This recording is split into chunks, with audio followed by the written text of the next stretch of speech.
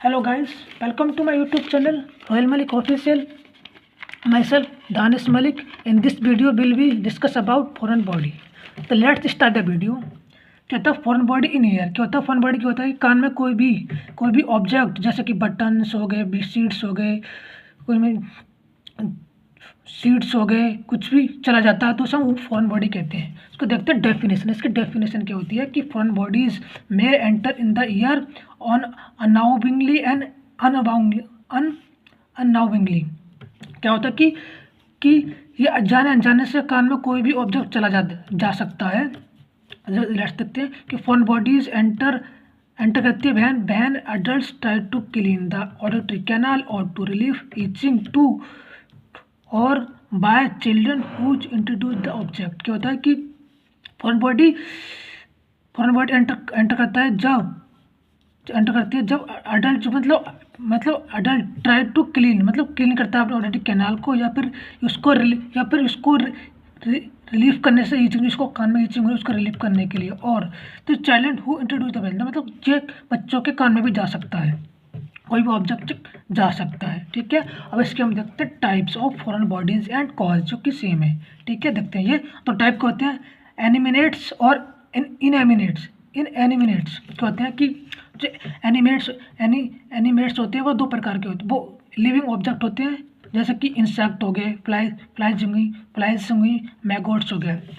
इसमें क्या आता है इन एनिमिनेट्स में कहता है नॉन लिविंग ऑब्जेक्ट, जो कि ये भी दो प्रकार के होते हैं। नॉन लिविंग ऑब्जेक्ट दो प्रकार के होते हैं जैसे कि वेजिटेटिवली एंड नॉन वेजिटेटिवली, जो कि पिया जैसे पिया हो गया, बीन्स हो गए, सीड्स हो गए, ये वेजिटेटिवली में आते हैं। ठीक है, अब देखते हैं नॉन वेजिटेटिवली क्या होता है कि स्मॉल ऑब्जेक्ट लाइक जैसे टॉयज, स्मॉल टॉयज हो गए, बीड्स हो गए, बटन्स हो गए, प्लास्टिक मटेरियल हो गए, स्टोन्स हो गए, ये सब नॉन वेजिटेटिव में आते हैं, वेजिटेटिवली में आते हैं। देखिए वेजिटेटिवली में आते हैं। उसके आप दिखाते हैं कि फॉर्म बॉडी होते क्या। देखिए जैसे कि ये ईयर है, ये हमारा पिन्ना है, ये हमारी कोक्लिया नर्व है, ये हमारा ऑडिटरी कैनाल है, ये ऑडिटरी कैनाल है। ये जो है ये हमारा फॉरेन बॉडी है। और ये एयर ड्रम है, यानी टिम्पैनिक मेम्ब्रेन। तो ये जो है ये हमारा फॉरेन बॉडी। ठीक है, अब हम देखते हैं sign and symptom of foreign body. क्या होता है देखो ओटालजिया को मतलब उसको कान में पेन होगा, सीवियर पेन होगा उसके कान में। डीफनेस मानी हियरिंग इम्पेयरमेंट होगा और लॉस ऑफ हियरिंगनेस होगा। ठीक है, इरिटेशन टू द ईयर मतलब उसके कान में इरिटेशन होगा, डिस्कम्फर्ट होगा। ठीक है, बर्निंग सेंसेशन उसके कान में बर्निंग सेंसेशन इसलिए होगा क्योंकि उसमें फ्लाइज या कोई भी मैकोट्स पहुंच गया है तो वो उसमें हो सकता है पहुंच गया है तो वहाँ पे ही बर्निंग सेंसेशन होगी। डिस्चार्ज एंड ब्लीडिंग होगी, यानी कोई भी शार्प ऑब्जेक्ट है जो वहाँ पे शार्प ऑब्जेक्ट है जो कि टिम्पैनिक मेम्ब्रेन को डैमेज कर सकता है या ब्लीडिंग हो सकती है। फाउल ऑर्डर होगा मतलब जो भी कान में से डिस्चार्ज निकलेगा उसमें से गंदी स्मेल आएगी। ठीक है, अब देखते हैं मैनेजमेंट एंड ट्रीटमेंट। उसका ट्रीटमेंट क्या और मैनेजमेंट क्या है उसको देखते हैं। रिमूवल, तो फर्स्ट पॉइंट है removal the foreign body should be removed by medical professional, मतलब हमें मेडिकल पर्पज़ के द्वारा हमें उस फॉरेन बॉडी को निकाल सकते हैं। ठीक है, उसका अनेस्थीसिया, सेकंड है अनेस्थीसिया क्या होता है कि टॉपिकल अनेस्थीसिया में भी use to numb the ear canal before remove. क्या होता है कि हमें यानी कि ऑब्जेक्ट को रिमूव करने से पहले हम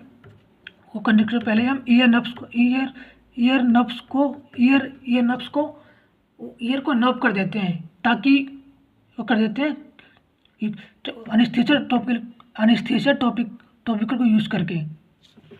ठीक है, उसके बाद हम निकाल सकते हैं। ठीक है, तो इंस्ट्रूमेंटेशन क्या होता है कि मतलब ऐसे कौन से इंस्ट्रूमेंट हैं जिसके हम फॉरेन बॉडी को रिमूव कर सकते हैं। देखते हैं specialised instrument such as forcep और सक्शन डिवाइस में भी use to remove the foreign body. मतलब क्या होता है कि यानी फोर्सेप और सक्शन डिवाइस को यूज करके हम फॉरेन बॉडी को रिमूव कर सकते हैं। ठीक है, अब देखते हैं एंटीबायोटिक, मतलब उसको एंटीबायोटिक क्या हो सकती है। एंटीबायोटिक भी prescribe to the prevent infection, मतलब वहाँ पे जो उसके ईयर में इन्फेक्शन हो रहा है तो उस इन्फेक्शन को ट्रीट करने के लिए, इन्फेक्शन को रिड्यूस करने के लिए हम उसको हम एंटीबायोटिक ड्रग प्रोवाइड करेंगे। ठीक है, ताकि वहाँ पे इन्फेक्शन फैल ना सके। ठीक है, देखिए उसका पेन मैनेजमेंट क्या होता है, उसका मतलब पेन मैनेजमेंट मतलब हम उसको to provide the analgesic drug reduce the pain and discomfort, मतलब उसको जो दर्द हो रहा है, जो पेन हो रहा है, उसको रिड्यूस करने के लिए उसको एनाल्जेसिक ड्रग प्रोवाइड करेंगे। ठीक है, अब देखते हैं उसको प्रिवेंशन मतलब उससे क्या क्या बचाव होता है। About inserting object into the ear canal, मतलब हमें ईयर कैनाल में ऑब्जेक्ट इंसर्ट करने से बचना है, मतलब कोई भी ऑब्जेक्ट इंसर्ट करने से हमें अवॉइड करना, मतलब अवॉइड करना है, बचना है। ठीक है, अब कहते हैं use ear plugs when swimming और bathing to prevent water from entering the ear canal, मतलब हमें नहाते या स्विमिंग करते समय हमें ईयर प्लग का यूज़ करना है, ताकि हम प्रिवेंट कर सकें वाटर को जाने से, ईयर कैनाल में जाने से प्रिवेंट कर सकें। ठीक है, नेक्स्ट है die year thoroughly after sovereign और वॉथिंग, मतलब हमें क्या करना है, सोवरिंग मतलब नहाने के बाद हमें कान को ड्राई करना, मतलब सुखाना है, ताकि वहाँ पर इन्फेक्शन कॉज ना हो सके। ठीक है, और avoid using the cotton swab, मतलब हमें कॉटन स्वैब का यूज़ नहीं करना है। और देखते हैं मैं आपको और बता देता हूँ उसके कॉम्प्लिकेशन क्या हो सकते हैं। इसके कॉम्प्लिकेशन हो सकते हैं जैसे कि वही मान लो इन्फेक्शन हो सकता है, इन्फेक्शन ओटाइटिस मीडिया, मतलब उसके मिडिल ईयर में इन्फेक्शन हो सकता है पेन तो हो गई उसके, और डीफनेस मतलब उसको हियरिंग इम्पेयरमेंट भी हो सकता है। ठीक है, तो कैसी लगी आपको वीडियो, अगर अच्छी लगी हो तो प्लीज़ वीडियो को लाइक शेयर और सब्सक्राइब करें। Thank you.